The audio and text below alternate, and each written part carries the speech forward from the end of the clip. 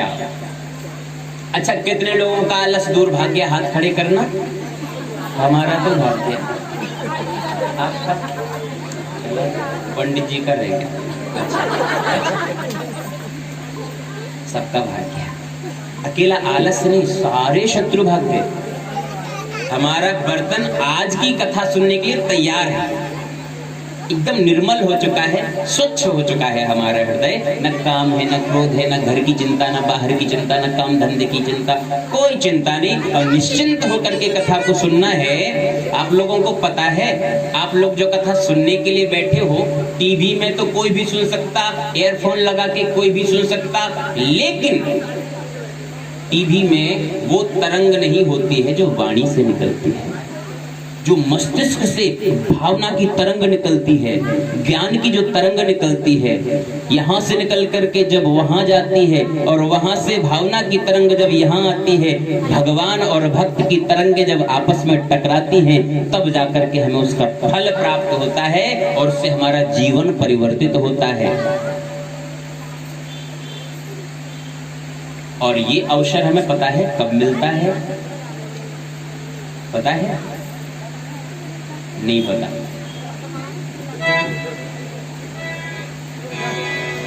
भाग्योदयेन बहुजन्म समर्जितेना सत्संगमं च लभते पुरुषो यदा वै। अज्ञान हेतु कृत मोह मदांधकार नाशं विधाय हि तदोदयते विवेकः। जब हमारे कई जन्मों के भाग्य उदित हो जाएं, आप लोग समझ रहे हैं? कुछ कई बार क्या होता है कि 100 लोगों में से 10 लोग तो कथा की बात को समझ जाते हैं, क्योंकि वो सत्संग करते रहते हैं, सुनते रहते हैं। लेकिन 90 लोग जो सत्संग जब कभी कर रहे हैं, या उन्हें अभ्यास नहीं है, या कम कथाएं सुनी है, या सत्संग नहीं किया, तो उनको पूरी कथा के शब्द समझ में नहीं आते हैं। लेकिन हम एक एक शब्द तब आगे बढ़ेंगे जब आपको समझ में आ जाएगा, क्योंकि हम ड्यूटी करने वाले मास्टर नहीं हैं कि हाँ भाई 4 बज गया छुट्टी, बच्चे का पढ़ाई पूरा हुआ हो न हुआ हो, हमारा टाइम खत्म, हम घर को जा रहे हैं। ऐसा नहीं। यहाँ तो जब तक भक्तों को पूरी कथा पल्ले नहीं पड़ेगी, तब तक हम पल्ला नहीं झाड़ेंगे। बोले भक्तवत्सल भगवान की। अभी हमने कहा कि भाग्योदयेन बहुजन्म समर्जितेन, बहुत से जन्मों के जो भाग्य हैं वो जब अर्जित हो जाते हैं, इकट्ठे हो जाते हैं, और उनका फल जब हमें मिलने लग जाए, तब हमें भागवत जी की कथा सुनने को मिलती है। इसका सीधा सीधा सा जब हम सरल अर्थ करके आपको बताएंगे, तो जैसे हमारे पास एक अकाउंट होता है, एक होता है चालू खाता, एक होता है बचत खाता, जो फिक्स एफडी हुआ करती है, वो हमेशा हमारे काम नहीं आती। जैसे हमारी एफडी जमा है 6 साल के लिए, 20 साल के लिए, तो जब तक उसका टाइम पूरा नहीं होगा, तब तक हम उसमें से एक पैसा भी खर्च नहीं कर सकते। अच्छा, एक बात ध्यान से सुनना, हम तो कथा बड़े मन से सुनाएंगे आपको और मेहनत से सुनाएंगे, लेकिन अगर आपके सिर के ऊपर से कथा निकल गई तो इसमें आपकी गलती मानी जाएगी, क्योंकि आपका ध्यान कहीं ना कहीं विचलित हुआ है। या तो सास के पास चला जाए, या जेठानी के पास चला जाए, ननद के पास, तब जाके भगवान से दूर होता है। अगर आपका मन ठाकुर जी के पास रहेगा, तो ठाकुर जी की कथा पूरी आपके अंदर जाएगी, इसकी गारंटी हमारी है। स्टूडेंट सावधान होना चाहिए। हमारे गुरुजी कहते थे, बेटा तुम क्यों आलस करते हो पढ़ने में, तुम्हारा गुरु है ना, गुरु मेहरबान तो चेला पहलवान। अगर गुरु तुम पर कृपा करके शिक्षा दे रहा है, वो भी निःशुल्क, ये कथा लाखों करोड़ों पे खर्च करने के बाद भी सुलभ नहीं होती। हमने देखा है अच्छे अच्छे करोड़पतियों को बड़े बड़े आयोजन करवाते हैं, उनसे पूछा भैया आपने कथा का आयोजन किया, आप मुख्य यजमान थे, एक बात बताओ खर्चा कितना हुआ? महाराज 70 लाख रुपए खर्च हो गया, ये तो काउंटिंग है, खुले पैसे की गिनती नहीं है। तो आपने कथा कैसी सुनी? बोले महाराज कथा तो एक ही दिन नहीं सुन पाई हमने, 3 घंटे। क्यों? महाराज इतने लोगों का आना जाना लगा रहा, इन व्यवस्थाओं में व्यस्त बने रहे, उन व्यवस्थाओं मतलब लाख रुपए करोड़ों रुपए खर्च कर दिया और कथा नसीब नहीं हुई। और यहाँ जब फ्री में कथा सुनने को मिल रही है तो क्यों आप लोग आलस करो, क्यों यहाँ वहां मन भटकाओ? अब आप लोग सोचो महाराज कथा सुनने से मिलेगा क्या? पहले तो ये सोचो कि ये कथा हमें मिल क्यों रही है, पहले हमें क्यों मिल रही है ये पता होना चाहिए, फिर पता चलेगा कि अब ये जो मिल गई है अब इससे हमें क्या मिलेगा। आज तो पहला दिन है, एक ही दिन में थोड़ी सब कुछ हो जाएगा। 7 दिन की कथा होती है। 9 तारीख तक आपसे हम पूछ लेंगे कि अब बताओ आपको कुछ मिला या नहीं मिला, और बीच बीच में हम आप लोगों से सवाल भी करेंगे। जिस तरह से मास्टर पूछता है भैया कल कक्षा में आपने क्या पढ़ा था, तो हो सकता है आप में से किसी से, हम अपने यजमान जी से भी पूछ सकते हैं। तो बताना पड़ेगा, नहीं तो स्टूडेंट कच्चे माने जाओगे। ठीक है? जिस प्रकार से हमारी एफडी होती है और वो एफडी खुलने का जब समय आता है तो मोटी रकम मिलती है कि नहीं? जैसे हमने इकट्ठा 50 लाख रुपए 20 साल के लिए जमा कर दिया, और 20 साल के बाद जब हमने जमा तो किया था 50 लाख, जब 20 साल के बाद हम उसे निकालेंगे तो हो सकता है 1 करोड़ हो जाए, 1.5 करोड़ हो जाए, है ना? अब जितनी उसकी वो फिक्स डिपॉजिट की क्षमता होगी उसके हिसाब से उसका कई गुना हमें मिल जाएगा। उसी प्रकार से हमने एक ही जन्म नहीं लिया है, हमारे कई जन्म हो चुके हैं। कई बार हम मनुष्य भी बने हैं और जानवर भी बने हैं, पशु पक्षी भी बने हैं। तो हमने अन्य योनियों में जन्म लेकर के जो पुण्य किए हैं, वैसे अन्य योनियों में पुण्य होते नहीं। पुण्य के लिए तो सिर्फ मनुष्य जन्म ही चाहिए। तो हमने पिछले जो मनुष्य जन्म में पुण्य किए हैं, धर्म किए हैं, और वो बड़े बड़े पुण्य हमने किए हैं, एफडी जमा है उनकी, उनका फल हमें नहीं मिला, उनका फल हमें नहीं मिला। लेकिन जब उस एफडी के खुलने का टाइम आ गया, क्या आपको नहीं पता कि हमारे पुण्यों की जो एफडी जमा है वो कब खुलने वाली है? और उसके खुलने का जब समय आ जाता है तो आप लोग समझ लेना कि अगर आपको भागवत जी की कथा सामने बैठ करके सुनने को मिल जाए, और वो भी पूरी 7 दिन तक, और आखिरी दिन अगर एक आहुति हवन में डालने का भी मौका मिल जाए, तो समझ लेना कि आपकी पिछले जन्मों की पुण्यों की गठरी खुल चुकी है। वो सारे पुण्य आज आपके खर्च हो गए हैं, और उन पुण्यों के बदले में आपको भागवत जी की कथा मिली है। अब आप ये सोच लो कि सारे जन्मों के पुण्य खर्च करके अगर आपको भागवत जी नसीब हुई है तो क्या आप इन्हें ऐसे ही जाने दोगे? क्या आपके सारे पुण्य ऐसे बर्बाद कर दोगे? नहीं, अब आप इनको संभालो। जब हजारों जन्मों के पुण्य इकट्ठे खर्च कर दिए आपने और भागवत जी को ले लिया पुण्यों के बदले में, अब भागवत जी से क्या क्या मिलता है हमें? एक बार अगर हमने श्रीमद् भागवत को शुरू से आखिरी तक अच्छे से सच्चे मन से सुन लिया और भागवत जी का एक भी शब्द यदि अपने जीवन में उतार लिया, तो हजारों जन्मों के पुण्य एक तरफ और भागवत जी का एक संस्कार आपके जीवन को आवागमन से मिटा देगा। आपको कभी दोबारा धरती पे कुत्ता बिल्ली भेड़िया बनने के लिए नहीं आना पड़ेगा। हमेशा हमेशा के लिए 4 भुजानाथ भगवान नारायण के पार्षद बनकर के वैकुंठ में निवास करने वाले हो जाएंगे।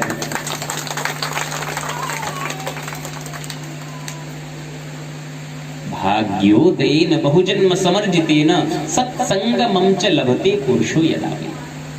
जब पुण्य खर्च होते हैं तब श्रीमद् भागवत जी की कथा मिलती, उससे क्या होता है?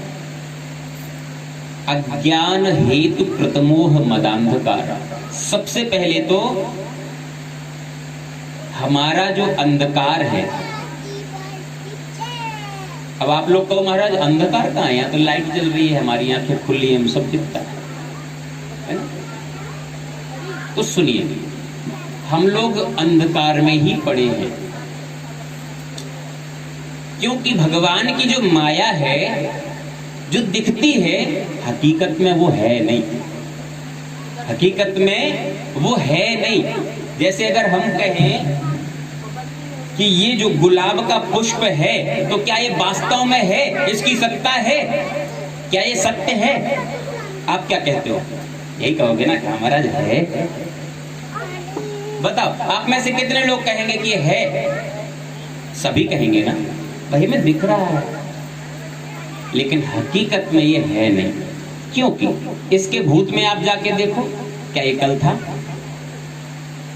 क्या ये कल ऐसे ही खिला हुआ रहेगा? इसका मतलब ये है नहीं, क्योंकि जो है, जो सत्य है, वो तो पहले भी था और आज भी है। जैसे मिट्टी, बिल्कुल सरल भाषा में हम देखें कि मिट्टी है, एक मिट्टी का घड़ा हमने देखा, तो जब वो घड़ा नहीं बना था उसके पहले क्या था? जब घड़ा नहीं बना उसके पहले क्या था? मिट्टी था ना। जब घड़ा बन गया तब वो क्या हुआ? किस चीज का? मिट्टी। मिट्टी क्या? मिट्टी तो नहीं मिट्टी ना, लेकिन घड़ा को हम फोड़ देते हैं अगर, तब वो क्या है? मिट्टी ही है ना, मिट्टी ही तो है। जब घड़ा नहीं बना तब मिट्टी, जब घड़ा बन गया तब भी मिट्टी, और जब घड़ा फूट जाएगा तब भी ये सत्य है। उसी प्रकार से जब एक सोने का टुकड़ा पड़ा है, क्या है? सोने का टुकड़ा, वो सोना है, उससे हमने सोने का हार बनाया। क्या बनाया? सोने का हार बनाया। क्या नाम दिया हमने उसे? हार। हकीकत में वो क्या है? सोना। अगर उसे हमने मिटा दिया तो क्या होगा? उसी प्रकार से माया सत्य नहीं है। ब्रह्म सत्यम जगन मिथ्या। सत्य तो केवल ईश्वर है, ब्रह्म है। आप कहो कैसे? ये शरीर जो हम देख रहे हैं ना, ये जो हम शरीर देख रहे हैं, क्या इसे आप सत्य मानते हो? नहीं, क्योंकि ये ना तो कल था और ना कल रहेगा। किसी की गारंटी नहीं, ना ये कल था ना कल रहेगा। आज हमें दिख रहा है, तो आपको क्या लगता है कि आज रहेगा क्या ये?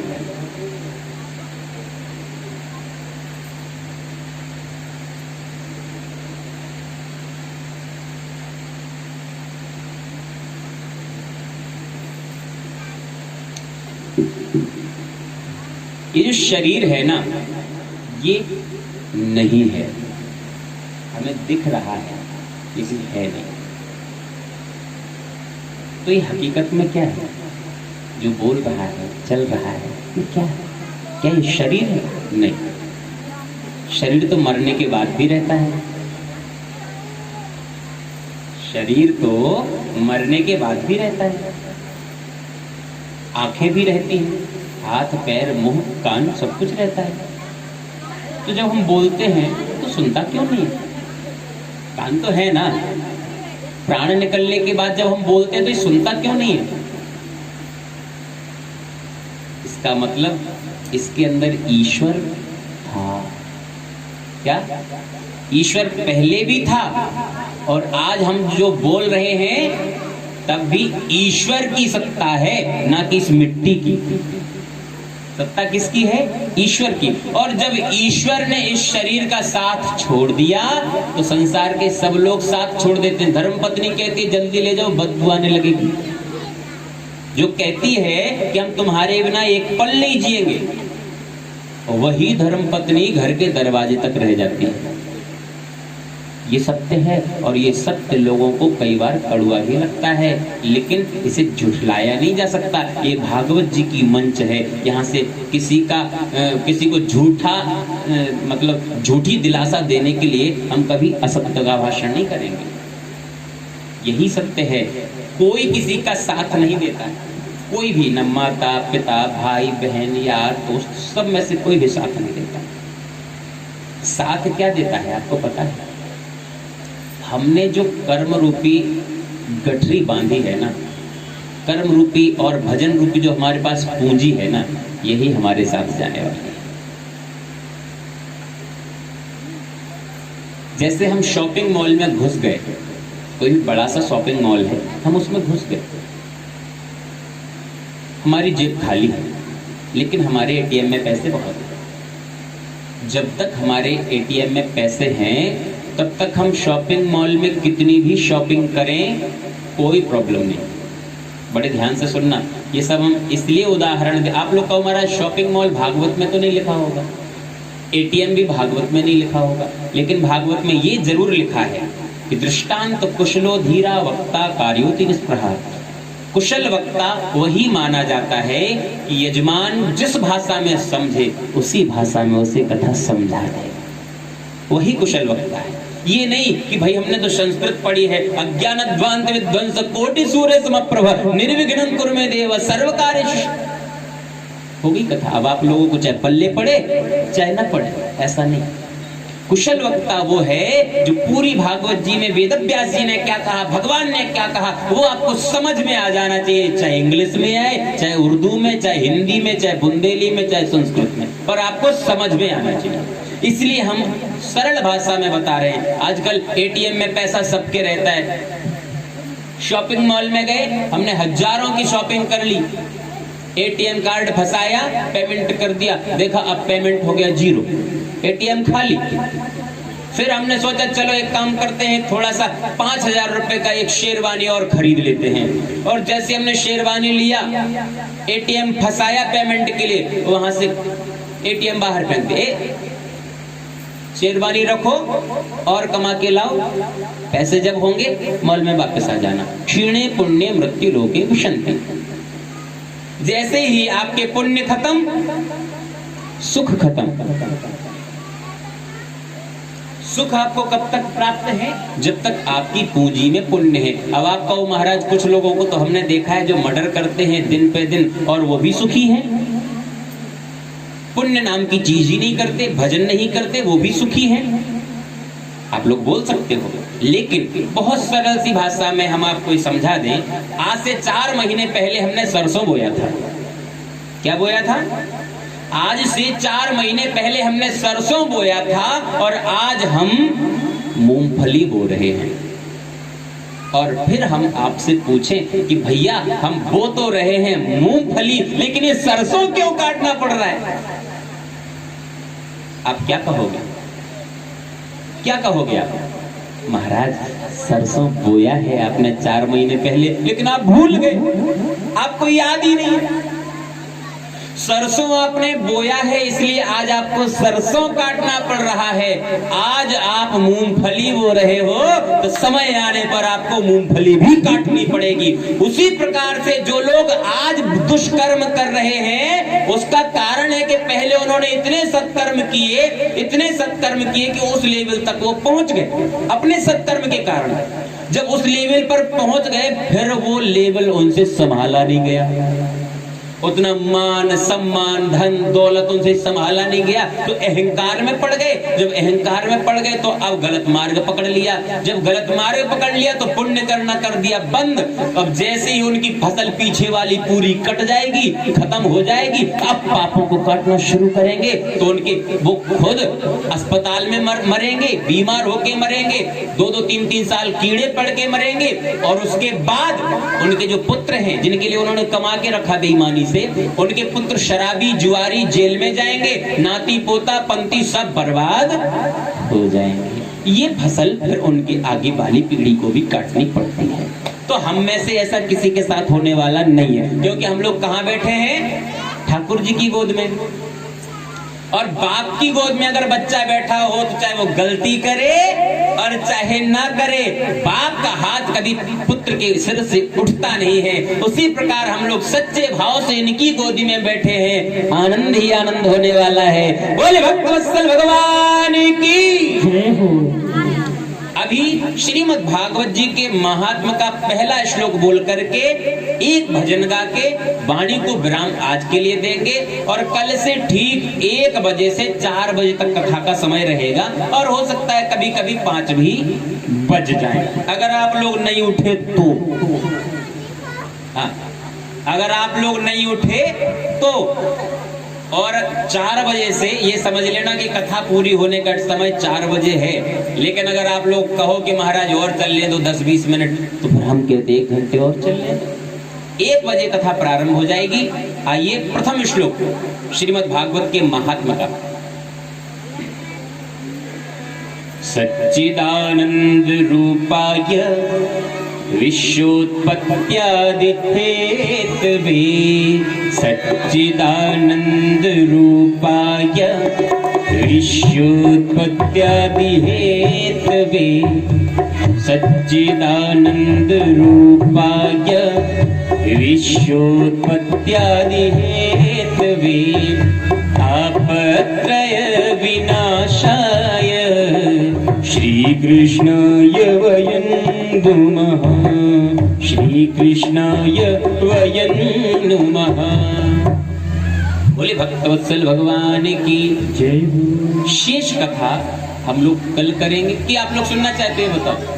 वैसे सब हारे थके हैं, सब लोग इसी इंतजार में बैठे कब महाराज आज की कथा बंद करें और हम जाएं। कथा तो अच्छी लग रही पर छोड़ने का मन भी नहीं है, पर घर पे जाना भी है, रोटी पानी का भी टाइम है? क्योंकि कथा में ज्यादातर पुरुषों और माताओं में 70-30 का आंकड़ा होता है। 70% माताएं, 30% पुरुष, ये होता ही होता है। तो हमें माताओं का टाइम देखना पड़ता है कि भाई माताएं कब फ्री है। पुरुष लोग तो अपने काम धंधे में व्यस्त रहते हैं, माताओं का 2 टाइम का काम होता है अपना, उससे फ्री हो जाती है, तो 1 से 4 का टाइम अच्छा है। तो आइए एक छोटा सा भजन गा करके आरती करते हैं। आरती की तैयारी करें पंडित जी तब तक।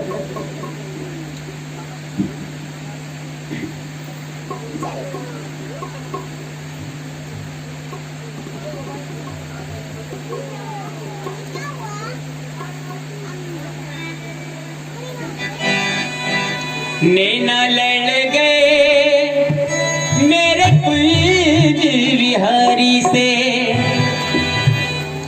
उन्हीं से नैना लड़ गए, उन्हीं से नैना लड़ गए, ये तो लड़ गए लड़ गए लड़ गए मेरे नैना लड़ गए, हाय रे मेरे नैना लड़ गए, मेरे नैना लड़ गए, हाय रे मेरे नैना लड़ गए। नैना लड़ गए मेरे कुंज बिहारी से, नैना लड़ गए मेरे कुंज बिहारी से, उन्हीं से नैना लड़ गए, आइए उन्हीं से नैना लड़ गए, हाँ उन्हीं से नैना लड़ गए, उन्हीं से नैना लड़ गए, तो लड़ गए लड़ गए लड़ गए मेरे नैना लड़ गए, और मेरे नैना लड़ गए, मेरे नैना लड़ गए, और मेरे नैना लड़ गए, मेरे नैना लड़ गए, और मेरे नैना लड़ गए।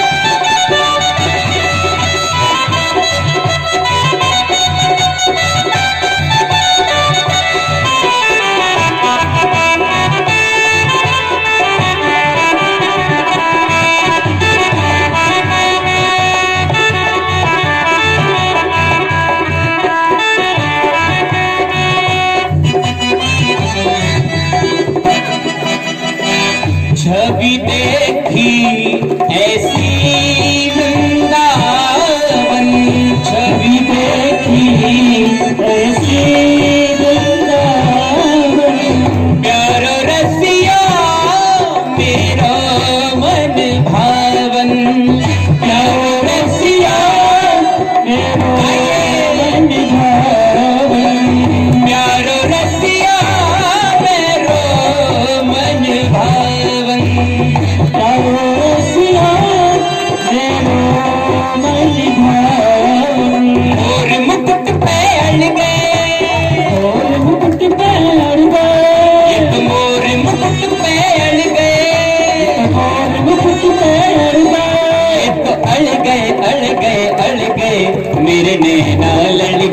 मेरे नैना लड़ गए, मेरे नैना लड़ गए। ताली सेवा करते हुए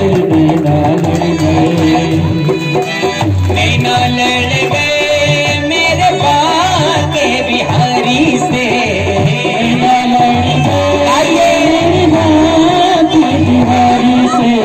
उन्हीं से नैना लड़ गए, उन्हीं से नैना लड़ गए। ये तो लड़ गए मेरे नैना लड़ गए, मेरे नैना लड़ गए। सब गाइए।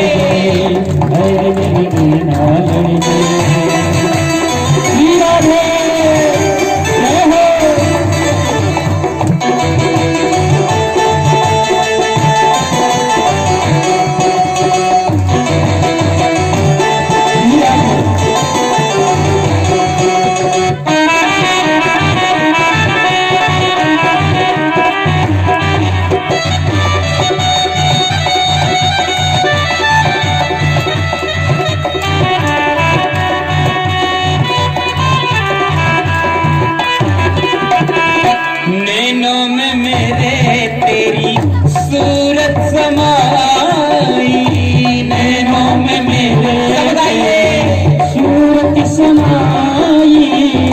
नैनों में मेरे तेरी सूरत समाई, नैनों में मेरे तेरी खाली से समाई। कैसे भूल जाए शाम तेरी याद आई, कैसे भूल जाए शाम तेरी याद आई। कैसे भूल जाए शाम तेरी याद आई, कैसे भूल जाए शाम तेरी याद आई। बंशी के पीछे पड़ गए, बंशी के पीछे पड़ गए, बंशी के पीछे